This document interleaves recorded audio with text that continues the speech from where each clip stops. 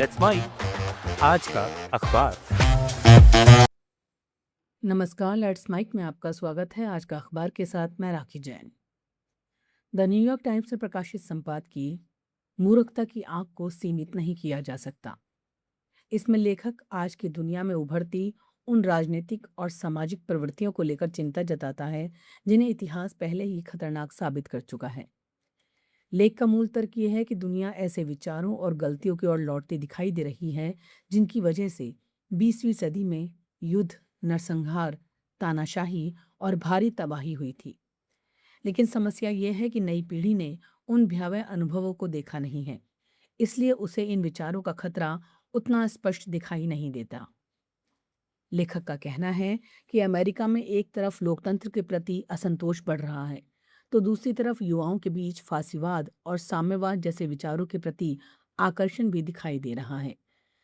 राजनीतिक हिंसा को भी पहले की तुलना में अधिक लोग स्वीकार्य मानने लगे हैं। इसके साथ साथ यहूदी विरोधी सोच यानी एंटी सेमिटिज्म भी फिर से समाज में जगह बना रहा है। लेखक के अनुसार ये सब अलग अलग घटनाएं नहीं हैं, बल्कि इस बात का संकेत है कि समाज इतिहास से मिले सबक भूलता जा रहा है। लेख में अंतर्राष्ट्रीय हालात का भी जिक्र है।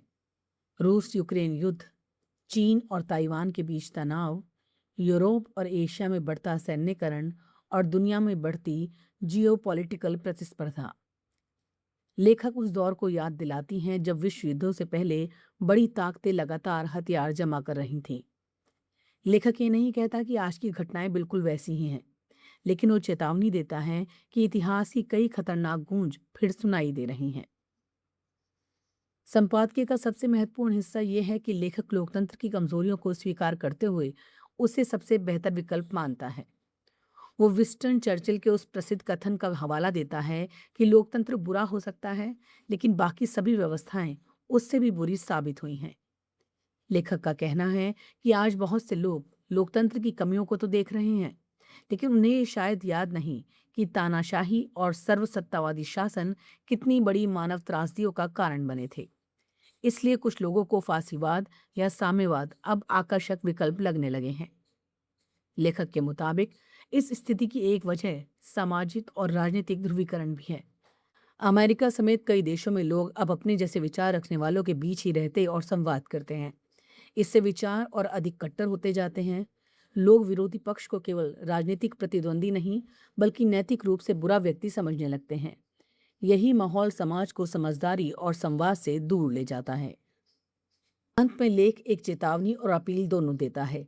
लेखक कहता है कि आज की दुनिया में मौजूद समस्याएं वास्तविक हैं, लेकिन उनका समाधान उन पुराने और खतरनाक विचारों में नहीं है जिन्होंने पहले भी मानवता को भारी कीमत चुकाने पर मजबूर किया था। अगर समाज इतिहास को भूल जाएगा तो वही गलतियां दोहराई जाएंगी। इसलिए जरूरी है कि लोग पढ़ें, समझें, याद रखें और लोकतंत्र तथा उदार विश्व व्यवस्था की कमियों को सुधारने की कोशिश करें, ना कि उन्हें नष्ट करने की। यही इस संपादकीय का केंद्रीय संदेश है। अल जजीरा में प्रकाशित लेख स्ट्रेट ऑफ हॉर्मुज शायद फिर खुल जाए, लेकिन दुनिया का भरोसा शायद वापस ना आए। इसमें लेखक एक महत्वपूर्ण बात समझाने की कोशिश करता है। लेख का तर्क है कि स्ट्रेट ऑफ हॉर्मुज का संकट सिर्फ इस बात का नहीं है कि जहाज़ों का रास्ता खुलेगा या बंद होगा, बल्कि अब बड़ा सवाल ये बन गया है कि उस रास्ते को नियंत्रित कौन करेगा और किन शर्तों पर करेगा। अगर अमेरिका और ईरान के बीच कोई समझौता हो भी जाता है, तो जहाज़ों की आवाजाही फिर सामान्य दिखने लगती है। तब भी दुनिया का भरोसा पहले जैसा लौटना आसान नहीं होगा। लेख कहता है कि वैश्विक व्यापार सिर्फ बंदरगाहों और समुद्री रास्तों के खुले रहने पर नहीं चलता, बल्कि भरोसे पर भी चलता है। कंपनियां, बीमा कंपनियां, बैंक, तेल खरीदार और शिपिंग कंपनियां कभी निवेश और व्यापारिक फैसले ले पाती हैं जब उन्हें यकीन हो कि कल भी सभी रास्ते सुरक्षित और उपलब्ध रहेंगे। लेकिन हॉर्मुज संकट ने दिखा दिया है कि अब समुद्री व्यापारिक मार्ग भी जियोपॉलिटिकल ताकतों के दबाव और सौदेबाजी का हिस्सा बनते जा रहे हैं। यानी रास्ता खुला तो रहेगा, लेकिन किस कीमत पर और कितनी स्थिरता के साथ, ये हर बार राजनीतिक बातचीत पर निर्भर हो सकता है। लेख के मुताबिक ईरान की कोशिश केवल मौजूदा संकट में दबाव बनाने की नहीं है, बल्कि ये स्ट्रेट ऑफ हॉर्मुज के प्रबंधन और नियमों में अपनी स्थायी भूमिका स्थापित करना चाहता है। इसमें सवाल सिर्फ आवागमन का नहीं रह जाता, बल्कि शासन का बन जाता है। यानी कौन नियम बनाएगा, जोखिम तय करेगा और ये फैसला करेगा कि सामान्य व्यापार कब और किन शर्तों पर जारी रहेगा। लेखक मानता है कि ये बदलाव केवल खाड़ी क्षेत्र तक सीमित नहीं है, बल्कि पूरी दुनिया के लिए एक चेतावनी है। आगे लेख बताता है कि इसका सबसे बड़ा असर एशिया पर पड़ सकता है। चीन, भारत, जापान और दक्षिण कोरिया जैसे देश खाड़ी के तेल पर काफी निर्भर हैं। अगर हॉर्मुज को लेकर अनिश्चितता बनी रहती है तो ऊर्जा की कीमतों, माल ढुलाई और उत्पादन लागत पर असर पड़ेगा। लेकिन यह समस्या केवल बड़े देशों की नहीं है। विकासशील अर्थव्यवस्थाएं भी तेल और समुद्री व्यापार में किसी भी बाधा की कीमत चुकाने को मजबूर होंगी, जबकि उनके पास इन जियोपॉलिटिकल फैसलों को प्रभावित करने की ताकत बहुत कम है। लेख का केंद्रीय संदेश ये है कि दुनिया शायद संकट से बाहर तो निकल जाए, लेकिन सामान्य स्थिति में वापस नहीं लौटेगी। युद्ध का खतरा कम होना और अस्थायी स्थिरता आ जाना दोनों अलग अलग बातें हैं।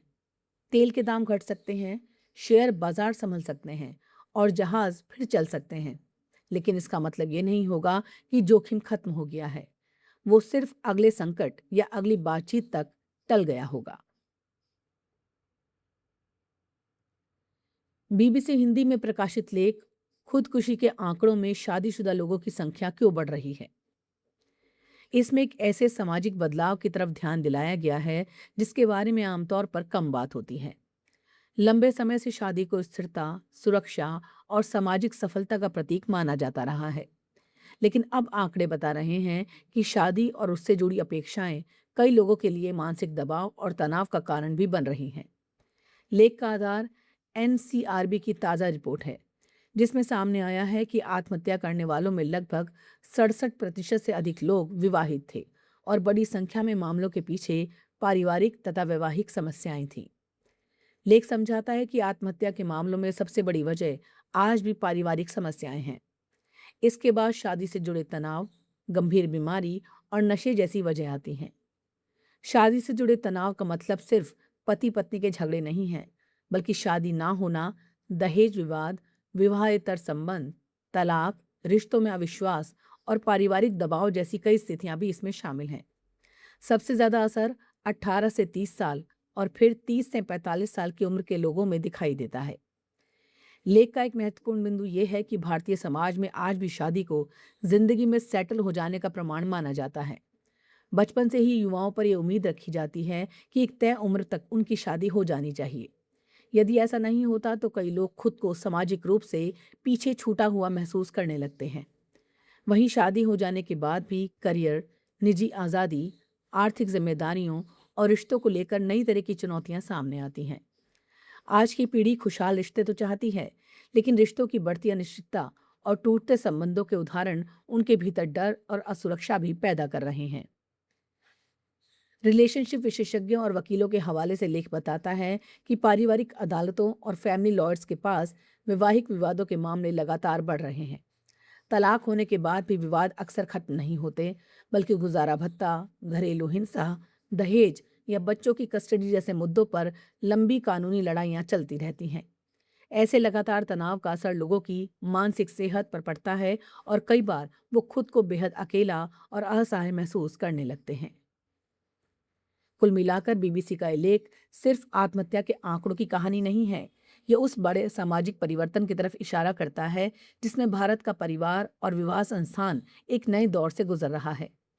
लेख कहना चाहता है कि समस्या केवल शादी या तलाक की नहीं है, बल्कि बदलती सामाजिक अपेक्षाओं, मानसिक स्वास्थ्य, रिश्तों में संवाद की कमी और भावनात्मक सहारे के अभाव की है। जब समाज बदलता है तो उसके साथ तनाव भी बढ़ता है, और यही वजह है कि अब मानसिक स्वास्थ्य और रिश्तों की गुणवत्ता पर पहले से कहीं अधिक गंभीरता से बात करने की जरूरत है। आज का अखबार में फिलहाल इतना ही। जुड़े रहिए लेट्स माइक के साथ। नमस्कार। आप सुन रहे थे let's make more than radio. Follow कीजिए हमें हमारे सोशल मीडिया प्लेटफॉर्म्स पर। It's time for news. It's time for more than radio. Presenting the first radio news app, Let's Mic. Let's Mic, a news-based app on your phone where you get to watch and listen news, talk shows, interviews, radio show podcasts,